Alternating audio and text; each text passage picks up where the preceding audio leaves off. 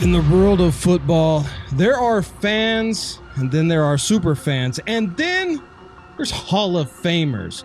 Today I am talking with special guest, a guy that we all know and love. We've seen all the home games, none other than the Violator himself, Wayne Mabry.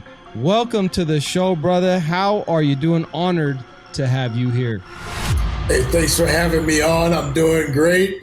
Just excited for the upcoming season. This season, I think, is going to be absolutely tremendous. It's going to be game-changing for the Raiders, something that we haven't had in a long time. I wanted to talk real quick about a little bit about your history. You're a lifelong Raiders fan, and one thing I love about that is when it comes to the fans, you know, players come to teams and they leave. And some come back to the team. They retire as Raiders, and we got the slogan of once a Raider, always a Raider. But with super fans like yourself, guys who are lifelong silver and black all the way through and through, that never changes. It is a constant with the Raider Nation, and you've been an absolute huge part of that. You're, in fact, a Raiders ambassador. Tell us a little bit about you. So you're from Southern California. You've been lifelong season ticket holder, I believe, for 39 years now? Yeah, I'm originally from Mississippi. So I moved to California because of the Raiders in 1977 and started going to the games in 82. And, just a cap and a jersey, but there was something missing, something else I felt needed. And 1991, that's when Violator was unleashed, so to speak. Just been doing that thing as an ambassador. I always looked at myself as a greeter, sort of like Walmart, if you will. Fans from both sides, man. It's creating memories and planting seeds at the same time. You were going to Raiders games in the old Coliseum in LA, but then the Raiders leave and they go back to Oakland, and you would literally drive all the way from Southern California, 6.5 hours, every single home game to Oakland to go and represent to the Raiders. I think that's just a testament to your love for the team, that you would do that nonstop. And because of your dedication to the Raiders, you were actually inducted into the Fandom Hall of Fame, so to speak, the Ford Hall of Fans. It's the honorary award that is given out to a very select few. In fact, you were given the award in 2021, right? Yes, 2021. There were only two other inductees, our Arizona Cardinals fan and it was a Pittsburgh fan. So only three of you were inducted at that year? Cleveland Browns, right. My buddy Ray, yes. Yeah. So this is not an award that they just give out nilly-willy. This is like a prestigious award, a recognition of a lifelong fandom and ambassadorship for a team. What's really cool, it was in the same weekend that Tom Flores and Woodson were inducted into the Canton Hall of Fame as well. Did you get to hang out with those guys on that weekend? Did you guys share any time together and enjoy your jackets? I know they get the Hall of Fame jacket and you get the blue jacket. Did you guys get to spend time together and celebrate? I got to meet with Charles briefly doing his signing. Didn't get to see Coach at all, but the fact that the three of us were going in, two players and a fan, I don't think that'll ever be recreated. I remember watching you. Team would come out. I would see you all geared up in the black hole at the tunnel. And I just remember that vision of you representing the Raiders. It just, for me, I'm a little bit younger than you, not too much. I'm 46. For me, when I was younger, it made me want to be a fan even more and just cheer on it and get into the whole aspect of the silver and black and the Raiders.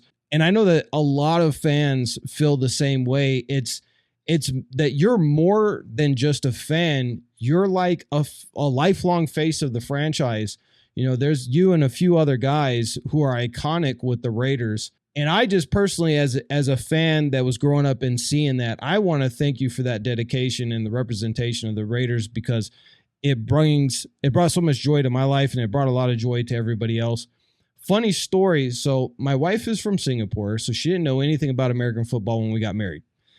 Well, now she's a big time Raiders fan. So we were watching some clips of just like some Hall of Fame type clips, different plays, and from the Raiders Stadium in LA and Oakland and the Coliseum and stuff like that. And there was a picture of you, like, or not a picture, but like a short little clip in this video, all dressed up in the Violator. And my wife, she's like, "Is that one of the players?" I was like, "No, he's not a player. He's certainly built like one for sure, but that's the Violator. That's our iconic super fan right there." And she was like, "Man, I think he could play for the Raiders." Well, I appreciate those accolades, brother. And let your wife know that maybe 40 years earlier and probably 6 inches taller, yeah, maybe I would have had a chance. But that whole uniform, I consider that a uniform. You know, I get very offended when people call it a costume because it's way beyond that. You're talking investing in something that will last you 33 seasons now for me, you know, with some tweaks here and there. But it's an investment in your equipment, sort of like what the players have. And that look just represents what, in my mind, that spirit of what a Raider is. And it's all out war, you know, take what you want, the whole thing, but you're committed to that excellence. And that's what all that work and those years put in. That's what I try to signify. It's what I feel even your casual fan, because there's different levels of fandom, trust me. Oh, yeah. I would be considered maybe, you know, the padded room type, but there's a purpose behind it. And like you say, if you can plant seeds that influence generations of fans, I say to myself, well done. Yeah.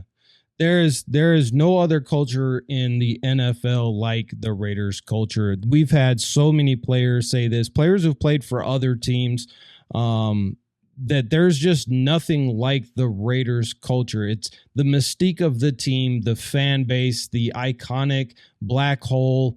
I heard Max Crosby on the Rush podcast was talking about his rookie year in the Coliseum, and they were playing a home game, and just the wave of Kush smoke came through, and all the other older players was like, "Yeah, welcome to Oakland, man."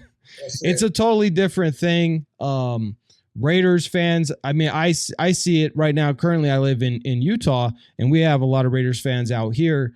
And you'll drive by, and like they'll see my truck, and it's representing the Raiders, and people will, you know, start waving, honking their horns. I'll see people wearing a Raiders jacket, and I'll wave out and honk my horn and stuff like that. You just don't see that culture with fans of other teams, because again, I'm from the Bay Area, so you know we had 49ers fans there too, and they were like the stuck up fans, and nobody, like, they wouldn't even talk to each other or support each other. But the Raiders, the Raider Nation is literally a whole different level of fandom. You being from Southern California, like every time we go to play the Chargers, you know, or the Rams, it's a home game for the Raiders, right? Homecoming, we call it. Homecoming. Yeah. South Oakland, which pissed everybody off. They hated that. South Oakland. Yeah. So how is the fan base still out there now that the Raiders have moved to Vegas? And are you still a season ticket holder for Vegas? Because I read in an article that the tickets in Vegas were too expensive. Because what a lot of people don't know is you're a regular guy, right? You worked as a carpenter, correct? Correct. Finished carpenter or rough carpenter? Because I'm a rough carpenter. Finished carpenter. Finished carpenter. Oh, you're the top echelon, man. Yeah. I did framing and roofing, so I was like a lower end guy. Yeah, finished carpentry. 35 years, brother. So what's going on with the Vegas Raiders now? Do you get to go out there and see the home games there? I know obviously we had the COVID where there were no fans, but now that fans are back, are you able to be there regularly? You know, I'm going to say something, brother. God has been good to me. My season ticket holder ended when they left Oakland. Pretty much, I got priced out. Now, fans know what that's like. But I prayed on it. You know, I was very upset at first, but you have to understand that this is an organization, a business that's trying to better itself, raise its opportunities to become better as an organization. So, but as a fan, it was like a kick in the gut.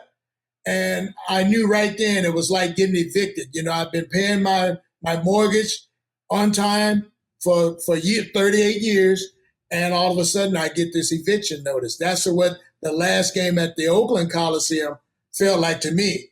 So there were some tears shed, but you know, when you pull up your bootstraps, dust yourself off, wipe the tears away, and start thinking logically, the Raider way is to find a way. So I prayed on it, and since they started letting us back into the Death Star, I haven't missed a game, brother. So it's really been a blessing, and my mission continues as far as keeping that culture real and bringing it to Las Vegas. The t-shirts are still on sale right now. Yes, the price has gone up since the Father's Day sale, but you can still get them at a huge discount. So make sure you go and check that out. And the posters are slashed way off, over 80%.